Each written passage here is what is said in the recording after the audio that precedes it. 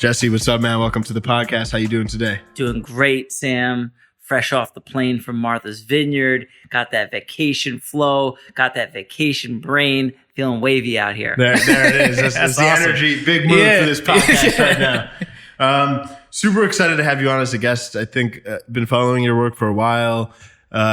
Really love how you're able to kind of bring together these disparate worlds between technology, big business, culture, music. So really excited to pick apart a lot of those different layers.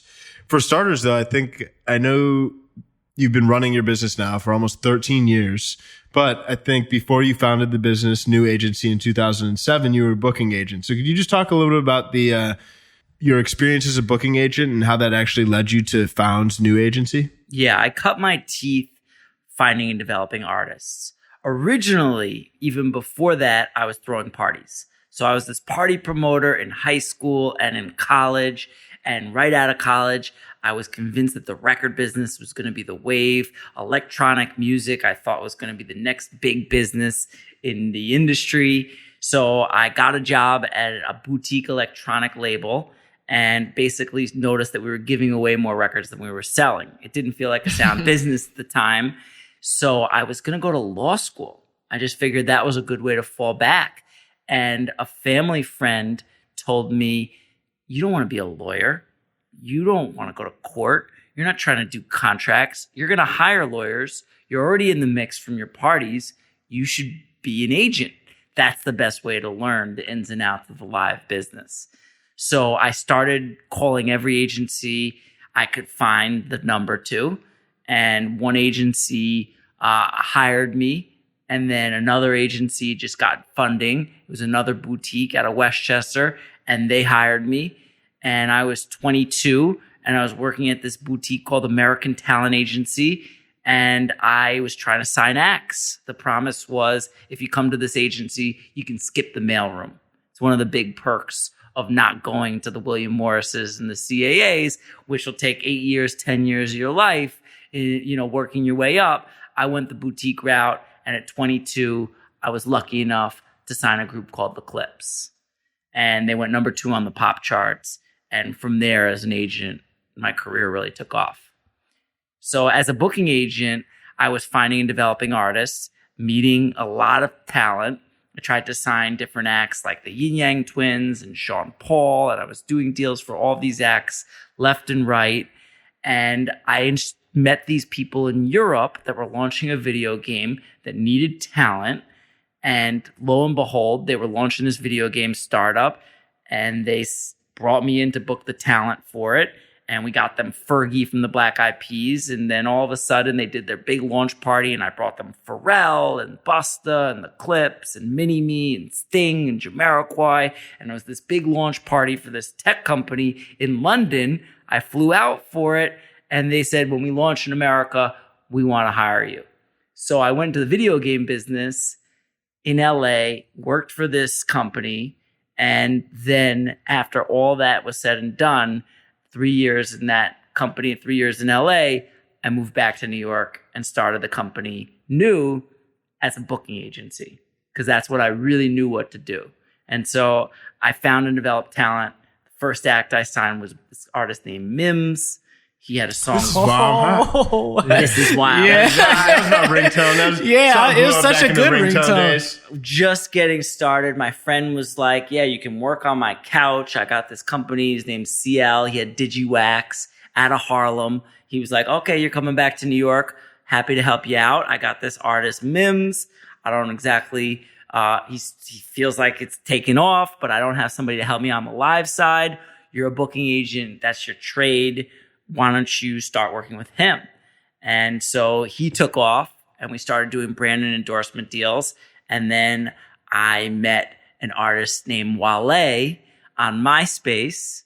And DMV. Yeah. And at the time I had this vision. I was going to conferences, and I was hearing that hip hop, the promoters wanted to see hip hop with a live band. It was feeling boring as a track set. And there was a lot of roundtable conversations about how do we put a band behind these hip hop artists. And it was just not as common and not as frequent. And I was talking to Wale about that. And Wale said, you know what? I got a go-go band from DC. I'll do even better, like Wale always does. If you give him an idea, he's a wolf about it. And all of a sudden, one thing led to another, and Wale's touring with a live go-go band, and his live shows are just crushing. You know, he ended up on the cover of GQ magazine that first year he came out with Drake and Kid Cudi as the top 3 newcomers of the year, because even though his records weren't as big as those 2 guys, it was because he took the live space so serious. And so my agency really started focusing on the college market because I thought that was a differentiator, and the tech market.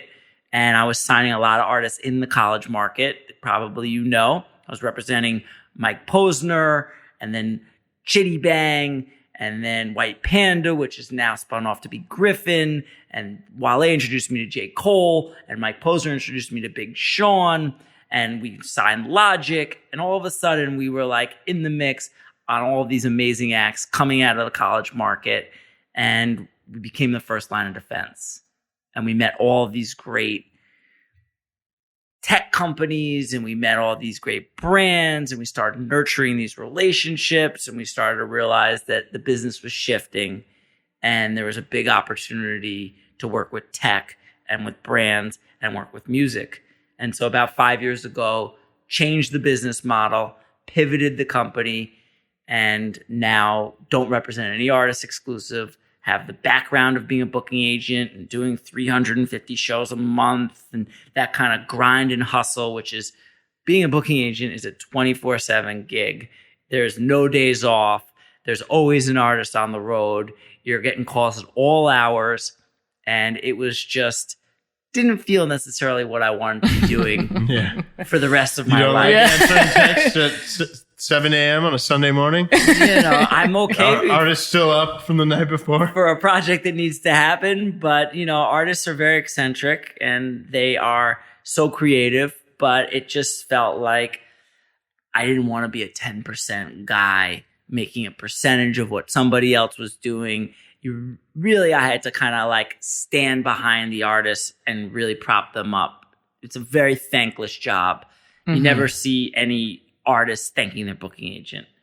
And the stuff we were doing just didn't feel creative after 7 years of booking shows. It just felt like, once you get Coachella and Lollapalooza and Live Nation deals and AEG tour deals, you start to feel this is exciting. And then after you're doing it over and over again, you start to feel like a waiter in a restaurant, getting artists on shows. It became really monotonous, not to mention it's a really cutthroat business, right? All the major agencies were constantly trying to attack me, take my talent. And that's kind of the nature of the industry. And it just was like, as a small boutique, I just didn't feel like I had enough leverage. And I love where I sit at the table now, where we're as big as our ideas.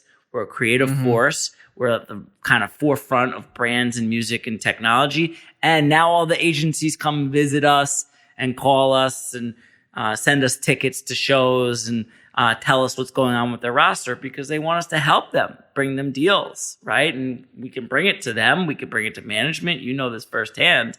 It's up to us to find the path of least resistance for our clients.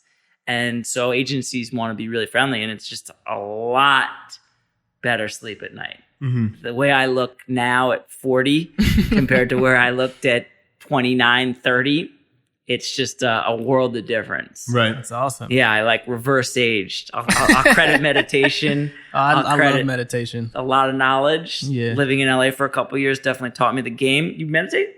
Yeah, I meditate every day. Awesome. Almost every day over here. Yeah, I mean, hey, you can't. Every day is hard, and almost every day is still very impressive. Yeah. But yeah, also having a lifestyle business that isn't 24/7. You know, all That's hours. Tough in the music industry, especially. I mean, I guess you work a lot with brands and find ways to tap into musicians, and we'll dive into that deeper. But it's the closer you are to talent, the harder it is to have that traditional like nights and weekends to yourself. Well, creatives, at least for me as a manager, they just come to you at any time creativity hits them. you know? So like as an artist manager, like it could be super late, 2 a.m. and it's like, yo, Jordan, I have this really crazy idea. Like, are you up? Like, can we talk right now? And even if I'm not, my phone is ringing. You know what I mean? I'm up at that point, you know? So I think it's, you know, when, especially in management, when you're in a field where they don't take any breaks, they don't expect you to take any breaks. Yeah. You know? I mean, you feel like because you're still working with talent, and I mean, but do you feel like because you're not, what has enabled you to create more of those boundaries? Well, now I'm not the first line of defense on these calls. Now I'm not the one that is getting the call about what went wrong with the show, right? People need to be nice to me if you want to tap into my creative energy and my Rolodex. Right. You want me on your strategy team, you're going to have to kind of hope that I'm going to come on board. It's no longer like my livelihood isn't dependent on you know, these artists. And it's just a tough gig management in particular. Like one of the golden rules of management is it's not if you're going to be fired, it's when. And everybody knows that. So you're constantly on edge. If you don't take those creative calls at 2 a.m., somebody else will. And as the artists get bigger, it's even more pressure. Right. Be there. So what did being a booking agent teach you? What are like the things you took away where you were like, wow, I actually am really glad, despite the hardships that I went through, I'm really glad that I learned these things, whether they're skills or lessons or... Well, for one, representing a hot artist is one of the most exciting things in the world. Everybody's taking your call. You know, you could get off a plane and I would have 300 new emails all day with people trying to spend money with my artists. So it was a plethora of opportunities. That sounds nice. That's pretty cool. It really is. It's a little overwhelming. Not enough commas in this email. It was a great lead generator, and you're dealing with all facets of the business, at least the live business. As an agent, I felt like a live brand strategist. So I got to learn how to put on the events, how to market the events, how to make sure the events were the right look for the artists. These artists were brands, and I was basically touring them all over the world and getting paid and getting them paid a lot to do that. But each event we had to make sure represented the look and feel of what that artist stood for. So it was a very complicated world at first in trying to figure out all the nuances. I mean, we learned all sorts of different things from there on how to break an act and how to sustain an act touring. And so it was a great learning experience, and definitely where I get a lot of how we find talent or how we find brands or how we find ideas or how we find superstar executives on the rise, and how we find ways to break these brands. You know, I kind of feel like I traded in the way I found bands for the way now we find brands to work with. If we're going to invest, if we're going to, you know, advise, or if we're going to be part of their team and their ecosystem to try and help them break into the mainstream. Interesting that you say it taught you how to find artists, because when I tell people that I'm in management, the first thing that they ask me is, do you go to shows? Do you scout shows? And obviously it's a different world now. You don't have to necessarily go to a show to think that someone has talent as a songwriter or as a musician. So how much of the A&R process in general do you think comes from scouting artists at their shows? Or how much do you think touring and their potential to be a good live act has to do with their success as an overall artist? I think it depends on the artist. Mm-hmm. I think it depends on that artist's lane. And it depends on the best way to break that artist. Right? With Wale, there weren't hit records. There were cool mixtape songs. So putting a band behind him and touring him as this experience crushed. But you look at artists like The Weeknd or Frank Ocean, and even in today's world, these artists take off so fast, they might not even have a live show ready. Mm-hmm. Right? Billie Eilish wasn't a performer. She just became this phenomenon, and now she's got to build the show to catch up to the demand. Right. So I feel like it depends on the lane, but I think having a live show and putting on a great experience are super duper important. But I think even more what's important is it's case by case, but going to shows, your question about going to shows, the more important thing to me is like the music business is such a wonderful industry. It's so dynamic. It's so exciting. The perk of being in the music business is you get to work in music. You get to go to shows. It's not like, oh gosh, I got to go to a show. I look at it from a lens of somebody that's in the business and understands the nuances and has a creative aesthetic as a producer of events and of content. But I love going to shows. Mm-hmm. When I was an agent, I would go to 5 shows a week and I freaking loved it. Now in the Instagram world, you don't have to go to as many shows because you could basically just check social media and get the download. But I still go out 5-6 nights a week because I love it. And that's the perk of being in this business, is that there's so much creativity out there. So going to these shows is like the playground to meet people, to experience art, and to find and create and come up with new ideas. Awesome. That's amazing. So can you dive into Nue's current offering? The new? Yeah, the new. I love that. The new, bro. You got it. You get it, Sam. All right, the branding's working. So our business model is 3-pronged. It's agency, traditional kind of culture marketing firm, where I wouldn't say traditional in the grandpa's agency business model, but an agency in that like it's retainer clients or it's project based, and we're being hired by relatively big brands and some huge brands and some startups, and they bring us on, and basically we do 2 things really well, which are partnerships with artists, partnerships with platforms like Bands in Town or other platforms that could help a product break, and partnerships with sometimes finding finance. So strategy and partnerships. Not only are we going to partner with artists, we're going to help you make this relationship as impactful as possible. It's not just going to be have this artist hold your cookie up in the commercial and get that done at the best possible price. No, we're going to help you work into that, what that artist has going on, coming from a talent representation place. We're not looking at it as agency people. We look at it from a lens of like making this work on both sides so that it's the most authentic and like feels good on both ends, right? That's where you're going to get the most out of the talent. That's where the artists are going to give it the most organic approach and organic push. And that's where you're going to ultimately win. And so we preach that. That's the agency model. The other part of the business is IP, which is properties that we own, that we use our brand and artist relationships to fuel, like Crown, where agencies represent us.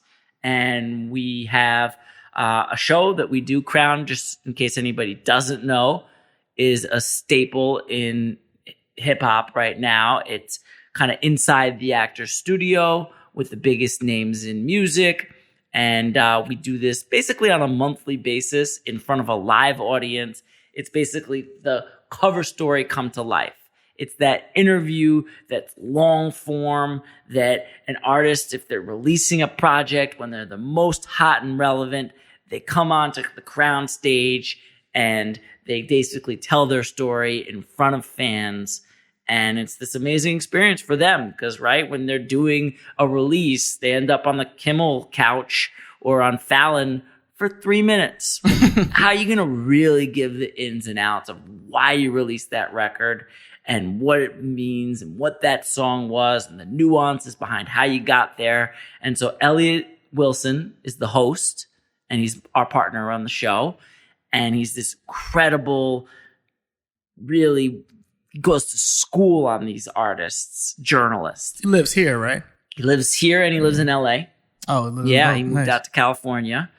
And he does these interviews with these acts, and it's long form, and it's 90 minutes, and it's been described from everybody from Nicki Minaj to Lil Wayne as therapy on stage. For Wayne, we did the only long form interview for the Carter 5. The day of his record release in New Orleans, we rented the House of Blues, and we did it with both with BET and Tidal.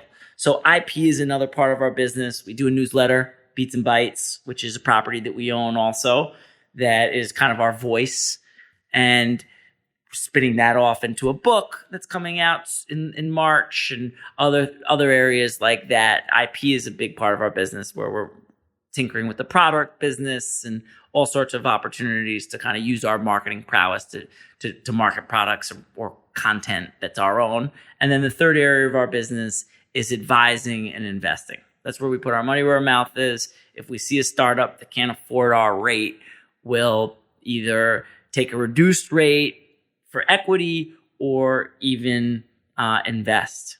And so that's a third part of our business. So it's kind of a trifecta model right now. That's amazing.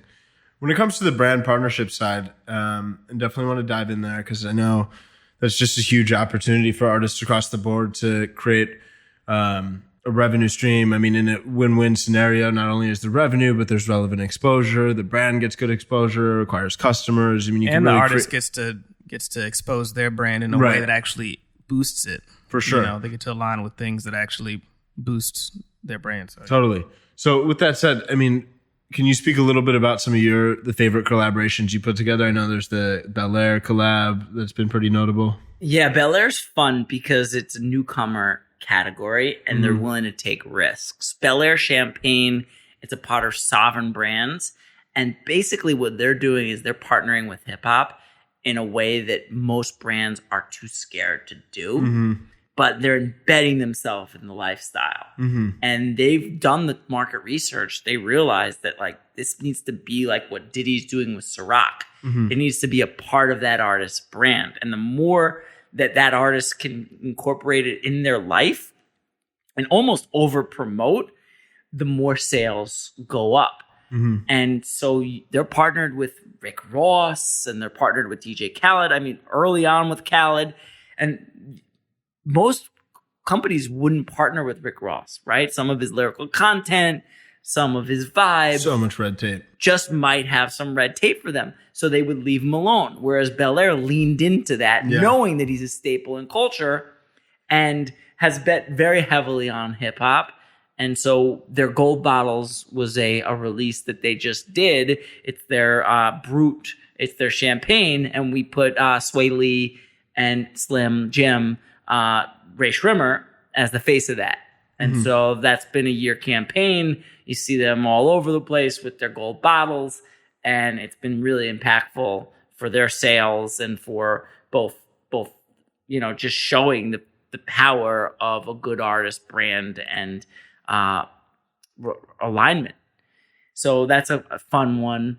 One that we did very early on when we changed our business model, but ran for a long time, was Sour Patch Kids. Right. And Sour Patch Kids was looking to get into the music business. They wanted to do something in the emerging space because they were the emerging candy brand at the time. This was about 4 years ago when Skittles and Starbursts and Twizzlers and Snickers and all of these brands were way bigger than they were. They were the new kid. They came in the 80s. These brands had been around a long time.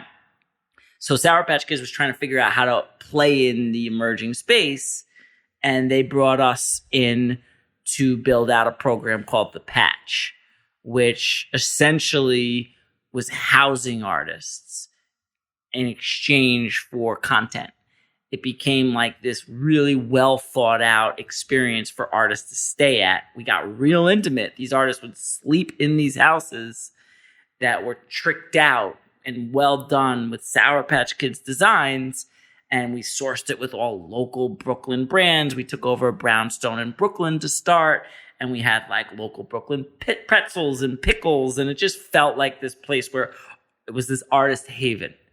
And Sour Patch Kids just started getting embedded in all of these artists' YouTube channels, on their Instagram channels. It became this huge content engine that we opened a second one in Austin, Texas, and then the third one in the Hollywood Hills. We had over 400 artists stay. The program won a Clio. It generated all sorts of different sales and impressions. You know, it's always tough to tell exactly the ROI sales, but at the end of the campaign, and now Sour Patch Kids did some other smart plays at the time, some other partnerships, one with 7-Eleven, They did some billboards. They did some other partnerships with like Sugar, the outlet stores. But ultimately, Sour Patch Kids became the number one selling candy in those markets. And at this point is the number one selling candy in America. I mean, I love Sour Patch Kids. What'd you think about Sour Patch Kids? Well, my keto flow, so I definitely love some Sour Patch Kids. I like that no Sour Patch Kids. You like them, but you can't eat them right now. That's right. Oh my That's goodness. fair. I was working with them, and in the first 6 months, we had unlimited Sour Patch Kids. And It's almost more of a negative than a positive. It's like, man, I'm just gonna eat a Sour Patch Kids all day. At that point, so fun. We had bathtubs full of Sour Patch Kids. I had like 5 cavities in the first 6 months. I went to the dentist after bringing them in as a client, and I never had a Sour Patch Kid again. That was funny. It. I was like 5 freaking cavities as a grown man. I'm done. So, hey, man. Do you think artists, I mean, I feel like emerging mid-tier artists, I mean, definitely, I think we're really starting to, at scale, kind of dispel the myth that like brand partnerships are only for like the elite mega influencers. There's this whole like rise of like micro influencers. You're seeing a lot of like mid-tier emerging artists and influencers get a lot of different brand deals. When it comes to, do you have any like tactical advice for some of the earlier stage artists and managers that are listening to the podcast that can enable them and better help them acquire brand partnerships? I mean, do you advise that some of these teams just start reaching out cold to potential brands that they see fit? Or also, at what point in their career does it make sense to do it too? As soon as possible. I feel like at this point, a brand cosign is almost as big as an artist cosign. Mm-hmm. It validates an act. I feel like it used to be seen as selling out working with brands and artists, but that whole dynamic has shifted. And now it's looking like it's a badge of honor. If this brand is working with you, it means you're legit to some extent. So how these influencers and artists can get brand partnerships is to understand what their brand means and then make content around that. If they're a sneaker, we just did a campaign with Foot Locker for their back to school campaign. Them and Nike had this promotion, and we worked with influencers, we worked with artists, we worked with celebrities, we worked with athletes. What they're looking for are people that are making sneaker content that actually are like, it feels true. The North Star on a campaign like that is the comments. Mm-hmm. Do the people in the streets believe that this fits? So if you're an artist or an influencer and you're looking to get brand deals and you're passionate about something, make content about that thing. And even occasionally, don't be afraid to tag a brand because they'll notice. I was in Martha's Vineyard this week and I had all this Arizona iced tea swag. And I posted a picture of myself wearing the Arizona iced tea swag. And I tagged Arizona. They reposted it. Now all of a sudden there's a conversation between me and Arizona about other promotional opportunities. And then they're reaching out. Do you want the sneakers? And it becomes this conversation of how they'll find you. Micro influencers are extremely important to communities, and bigger influencers with cult followings or loyal fan bases, or they'll listen. So brands are paying attention to them. It just needs to feel like this is something that's a real passion point. So I would make content if I was an artist or an influencer around passion points, and like basically use honey to catch the bees. And we're not talking about bees this time. We're talking about brands. Oh, got him. And then, I mean, so really just create the brand, create the awareness around your brand, around those brand pillars. And then, I mean, proactively to some extent have those conversations. Because I think until you're at like a certain tier, like you can't expect inbound to come. And you know that really well working for Gary Vee. You know, doing what you did for Gary Vee and figuring out what content works for which artists and influencers and how that affects brands and things like that. I feel like for what sure. you were saying overlap that a lot. I mean, it's interesting too, because even in our approach, we just actually had a kickoff meeting with a new artist that we're working with today. And the way that we break down just for context for listeners that aren't aware, like digital strategy and content for artists, and we try and work backwards from this overarching strategy where we first align around what are these core brand pillars, right? Pick like 3 to 4 things that we really want all the content we create to stem from, so there's some sense of consistency around this. And then the step beyond that is actually like the fan personas. So yeah, sure, it's like you have like hip hop heads if you're a musician, but if you're also very much into health and wellness and athleticism, like making sure you're shedding some light and creating content and paying attention and trying to resonate with that sub fan group.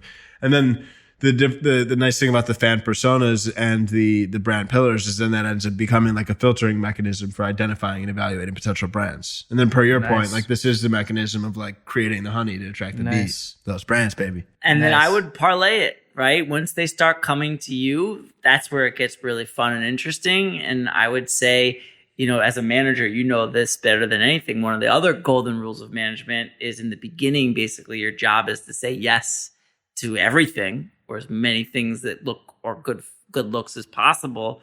And as the artists get bigger, it's a lot less fun. Your job is to basically say no to everything and to really protect that artist's time and value and brand. But when the brands are reaching out, be easy to work with, be understanding, be accommodating. You can't really reach out to them. I don't think you can go hit the brands and think you're going to get the best deal possible. The best deals come when they come to you. So you basically need to attract that energy. Interesting. I mean, being in this, like, I feel like there's just more and more case studies that are validating the impact of air quote, like cultural marketing, partnering with the culture, tapping into music marketing. And, I mean, at a high level, a lot of consumer attention is really organically consumed, or I mean, they're paying attention to like celebrities, musicians. So, I mean, it's a smart kind of like domino for brands to focus on the musicians that are like the genuine tastemakers.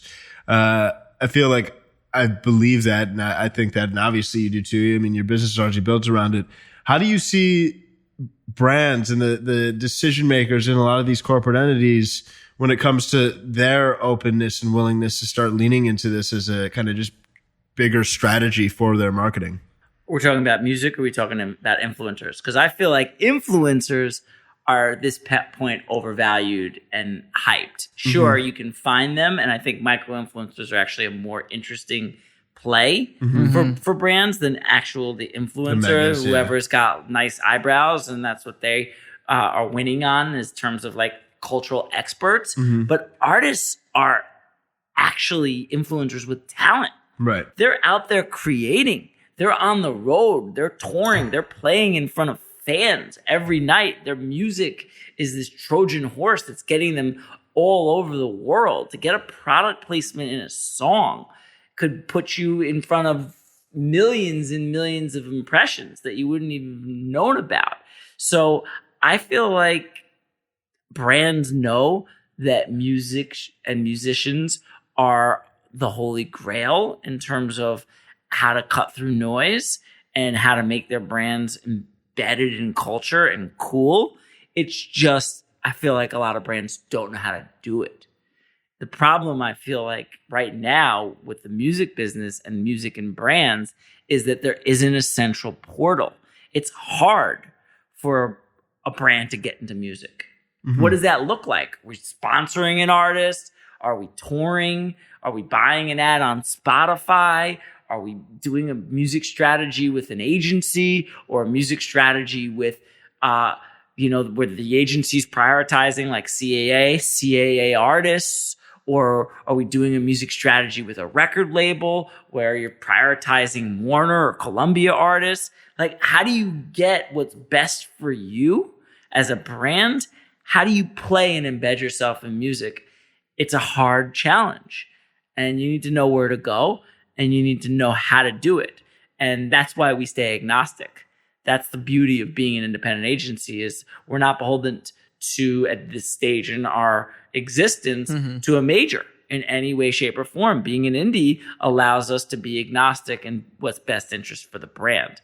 But I'd like to see a portal or a better scenario for how brands can spend money in music, because it works, right? Out of social media, who's dominating in terms of relevance on social media. A lot of the time it's music, but it's hard to figure out how to do these deals in that manner. And so I feel like there's a big opportunity out there. So much more money is spent in sports than in music right now in terms of brand dollars. But first of all, Drake by himself with one microphone could sell out basketball arenas all over the world with no off day. He's bigger than the entire NBA league. But yet the brand dollars going into the NBA versus Drake, it's not even close to comparable. But yet his relevance is way bigger. And then not to mention, I love NBA, but they're all media trained. You're not going to get any real excitement. It just feels pay for play to some extent. Yeah, that's cool to work with athletes and their role models, but it doesn't feel like what you see. It's a lifestyle play. And I don't know if it moves the needle in the same way music does when a music and brand partnership is done right. So then, I mean, I think it's for that same reason that you're speaking to, as far as like athletes being media trained, that where these brands, nobody wants to lose their job and go out on a limb, working with this artist that may have said something or that might not have the like perfect pristine brand. What's it going to take for brands to see through that? Diversification. I feel like you don't put all your eggs in one artist. You kind of have to play the game where you're picking a couple of artists, and you know it's like you've got to be hands on. I think the future is these brands will start to hire chief music officers that can come inside and help them navigate the terrain, because music, as I said before, is such a dynamic industry. Every 6 months, there's a whole new crop of huge artists that they need it. This industry thrives off of new talent coming in. You know, all the culture heads and the bloggers and everybody needs that new artist to talk about and to write about in the New York Times. Everybody's on that next new. Yeah. So in order for that to happen, you need to have chief music strategists in there that can help you diversify your picks, so to speak, and then how to strategize with those artists. But I don't think it's a one-off deal. I think it's a combination of, again, case by case. We could do the exercise. If this brand was going to launch, how would we do it this way? If this brand was going to launch, it'd be a different way. But for the most part, I think you got to kind of like spread the love around and kind of put some money on platforms and some money on whitelisting and some money on this artist and some money on that artist. You see it really well in this Foot Locker campaign that just came out. It's diversified. It's emerging. It's for the culture. It's big though. And even if one artist goes off script in 6 months, it's enough of a wave that it won't completely damage the credibility of the brand. So what do you look for in a brand when you want to work with them? And what do you look for in an artist when you think they're good for branding opportunities? For brands, the dream scenario is long-term vision. It's hard to find. So actually, I would say it's either long-term vision or short-term vision, right? Let's make a splash this summer. That is exciting, right? Drop what you're doing. We're about to blow some shit up. Or if it's long-term, right? Let's plan something that we know you're not going to see ROI in culture. In order to shift culture, it takes time. It takes waves. It can't just happen with one event or one party. Yeah, you can make a splash, but this news cycle is constantly flowing. You want to stay top of mind over and over again.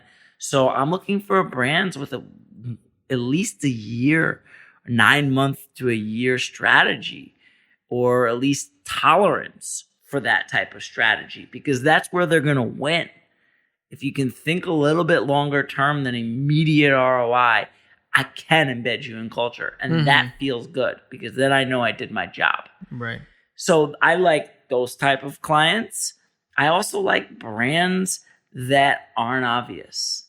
Let's find a brand that you didn't think was going to be the coolest thing in culture, and let's make them the coolest thing in culture. Mm-hmm. That's a fly campaign. I also like the campaign with the brands that also are already in culture and they've done it all and they want the next new thing. Show me something I don't know. So I'm not going to say I'm looking for like one client versus another.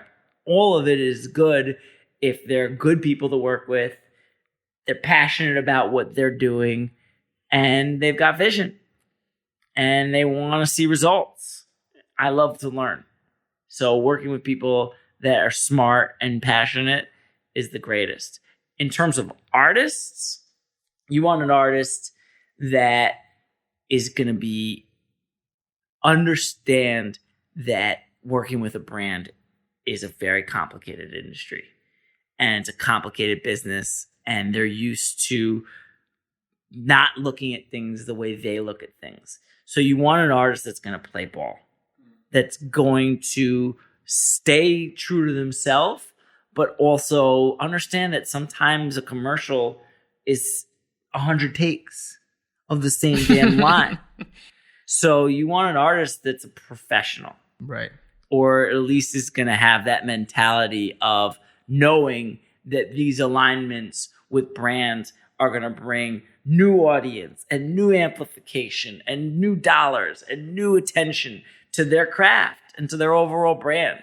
So I like working with people that like working with me, and I want to work with artists that care about their vision and their long-term plans too. And so the nice thing is we work with hundreds and hundreds of artists on a regular basis. We know who's easy to work with, and we can tell a brand like, hey, save the headache on this one. It's very different than these influencer networks where it's all electronic and it's a software as a service. And this is how you book the 50 influencers. It's a numbers game. You tell me you want an influencer that has nice hair. Here's 300 influencers with nice hair. I'm going to carpet bomb them all. And 20 are going to come back and you can pick the 20 and we'll pay them $500. Right. Sure. That's an interesting business. And maybe there's an opportunity to do that in music, but that's not what we do necessarily. Right. We are way more hands-on. Let's embed, because that's the magic. The magic is when that artist starts talking about you off script in a positive way. Now you're really winning. When that artist is wearing your product in a music video or a television shoot or on their next album cover because they dig you that much and you just did something with them a year ago. Mm-hmm. Now you're winning. Now you're really embedding yourself in culture. Now you're becoming a lifestyle brand. Now you're cool. Now you don't have to fool anybody. Now you're really there. And so I like brands and artists that have that kind of vision, that are looking to do things the right way and not cut corners. But if we're going to cut corners, let's go guns blazing and do a stop. Right. So you have to be aware of two different sides of things: brands and up and coming brands, but also artists and up and coming artists. So essentially, you have to not only keep track of the brands, but you have to have your ear to the culture, like at all times. I know for me personally, a problem that I have is when I work during the day, I'm also not reading about music enough. So when that's something that's, one of the core tenets of your job, how do you allot time for that and also running a business? I'm a voracious reader, mm-hmm. and I get to speak to people all day long. If I have 50 phone calls a day, I'm speaking to these bright minds that are experts in their space. And so I get to learn what's great going on in the management space, what's great going on in the content creation space. Every meeting I look as an opportunity to learn from an expert. So I'm constantly collecting ideas and information and new contacts and creating this kind of ecosystem of revolving information. But what I do that really keeps me on the pulse, and it's been a great marketing tool for me, is my weekly newsletter. So my newsletter basically aggregates everything in the music, tech, and brand space. It's called Beats and Bites. It comes out every Wednesday morning. And then I put my own POV on the front of it. So it allows me to speak from my perspective on what's happening in the industry that week. Plus, I spend hours a week combing the trades for articles, podcasts, new apps, to really be able to give this audience that's continuously growing and bringing me new leads valuable information. And in return, it brings me every week. I get all new sorts of contacts. We're going to promote this podcast on the newsletter too. Awesome. But I also keeps my finger on the pulse. It's like going to the gym. It's like going to the trade gym. I get to see everything that's coming in and then deep dive. So I would say I probably read 50 articles a week and skim 1,000. I would get 30 magazines a month delivered to my house. Reading. The nice thing about, I was just on vacation, I got to read books. Mm-hmm. I put the trades down, I put the podcast down, and I read books. And I feel like I learned all sorts of new areas, and I got to experience new thoughts and ideas. And I'm writing my first book, which is really hard to find the time, but it's just a great exercise. I feel like writing is my medium of choice. It's where my voice, I can organize my thoughts and really punch home my points. Right. So I love it as a kind of platform for me on a weekly level, and with longer form, hopefully in the next frontier. That's awesome. I got one more question, if that's cool. Nah, bro. Cut it off. It's getting rowdy all of a sudden. This is I that got a episode. question too, Jordan. The day that the podcast host Flip the table.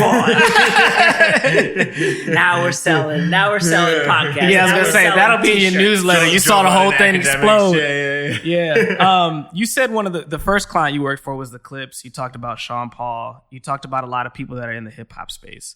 What is your relationship with hip hop, and how did that end up being one of the primary genres that you work with?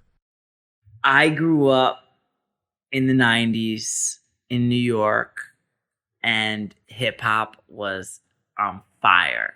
It was this punk voice of the streets, new wave kind of sound that just epitomized what was cool, or what I thought was cool at the time. So I fell in love with hip hop when it was the first music I really ever fell in love with. And I know that it's a real honor to be included and to be able to work with these artists and to work in that culture. And I don't take it for granted. I realize that this is a dream come true to be able to. I had a show on Hot 97 talking about hip hop and tech, and I was producing a crown with MTV and BET, and I'm pinching myself because I was that kid in college with Word Up magazine and all these, pictures of all these artists. I know every word to all these songs. Like, I love it. I feel like hip hop changed my life, and hip hop changed the world.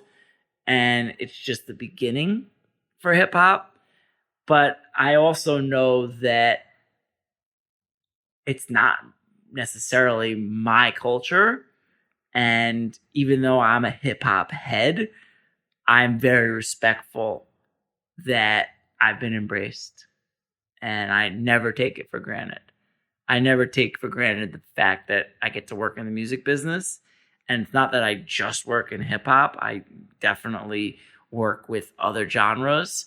And I just personally am a hip hop nerd. I just geek out on the sound and the swagger and the entrepreneurial spirit and the bravado and the way it broke and what it stands for and how it's grown and where it's going and how it continues to reinvent itself and how the whole brand world is changing because of hip hop, right? Like really artists and brands have only been working together for 50 or so years. The first deal ever between a brand and an artist was the Rolling Stones. And now you're looking at, it was like a Rice Krispies commercial that went viral, but it was like gross. It was a sellout move. But now you've got these entrepreneurs like Beats by Dre and Puff and Ciroc and, you know, Jay-Z and Tidal, where like they're owning brands and they're making more money in the brand space than they are in the music space. And it's really like, it's become cool to get checks with brands. And I chronicle all of this in my book. It really starts with Run DMC and Adidas. But the whole mindset has shifted where now all artists, or a lot more artists, are looking at brand deals as badges of honor and as a cool thing. And that all shifted because of hip hop. And so I credit hip hop in a lot of ways to changing the whole mentality of the way brands and artists interact. I credit hip hop for so many things. I can't say enough positive things about it. Yeah, it's got its negative points too, but it's an amazing culture, and I don't take for granted that I get the opportunity to work with artists and platforms and you know, being a kid from Brooklyn, I'm from the melting pot. Yeah, where in Brooklyn? I'm from originally Park Slope, and I just kind of look at things in this kind of New York centric way. Yeah. Where it's about kind of making shit happen and we're all in it together and we're all on the subway going to the same place. Yep. But, you know, I still understand that like it's taken me all over the world and I would never ever disrespect it. That's amazing, man. Well, I think it's really cool to see all of your lessons learned from the early days of you as a booking agent into the history of hip hop and your love for it and how that's really developed into just awesome career in business that really enables you to play to your strengths, your passions, and really kind of change the way brands and artists operate today and in the future, man. So really appreciate you coming on today. I think we shed a lot of light on a lot of really valuable topics. I also think too, just really showing the diversity of the music business landscape and how there really is no boundary with the music business and business in general and how you can really break through those barriers and help everybody win. So thank you so much, man. It was a pleasure. Really, you guys have got a great thing going here. So both of you are experts in your spheres and I'm glad you come together and do this. I think it's important. So let's just keep the conversation going. Let's do it. Awesome. Thank you, Jesse. Thank you. Appreciate Cheers. you.